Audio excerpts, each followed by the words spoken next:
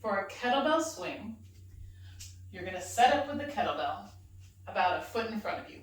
Feet are going to be shoulder width apart, maybe a little wider. You are going to swing it through your thighs, so if you need a little more clearance there, wider feet. You can turn your toes out just a little bit. It doesn't matter if they're straight forward or turned out a little bit. Functionally, it's the same thing. You're going to root your feet to the ground.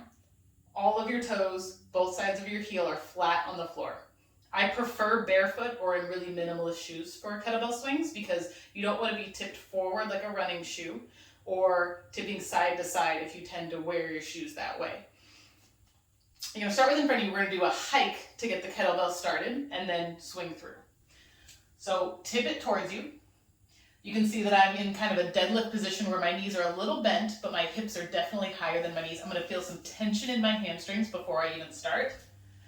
I'm going to break the kettlebell. So with my hands, I'm going to actually pull like this, and that's going to activate lats.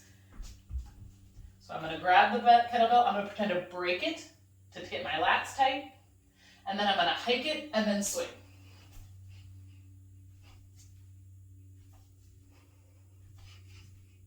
And then I'm going to set it back down in that same hike position. Now, when you're swinging, you want to make sure that you're aiming to get the kettlebell just at shoulder height. But the main force of doing that is your hips. I'm not raising with my arms at all. So what you want to think about is that you swing your hips fast. You pretend there's a wall right here. You hit that, squeeze your glutes, and that creates momentum that sends the kettlebell up. This is really important when you have heavier kettlebells, and using your arms to get it up literally won't be possible. So you're really just creating the momentum with your hips, and your arms are going for the ride. The majority of work that you get from the shoulders and arms is really on the back when I'm slowing the kettlebell down in order to not let it fly too far.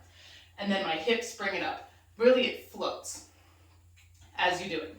You don't need to go over your head with the kettlebell, just go to shoulder height. In fact, there's not really a lot of benefit to going overhead, so please don't do that.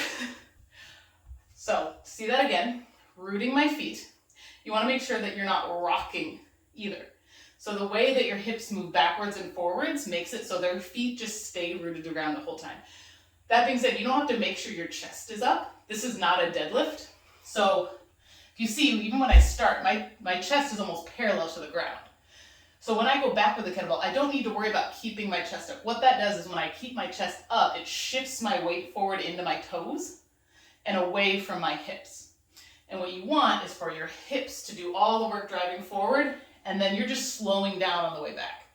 So keeping my chest up here will actually interrupt the momentum of the swing. If you find that your kettlebells are really kind of off balance or it feels awkward, it might be because you're trying too hard to keep your chest up.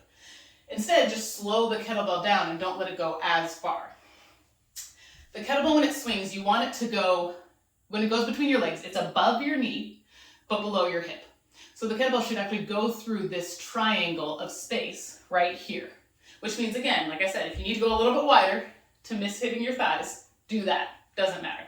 As long as you're getting that powerful up and through, using your glutes, that's where you're going to get all of the benefit. So again, I'm going to tense. I feel hamstrings. I feel lats when I try to break the kettlebell and swing.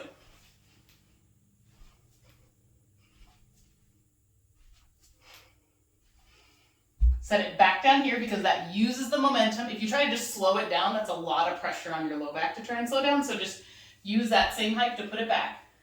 Stand up tall. That is a proper kettlebell swing.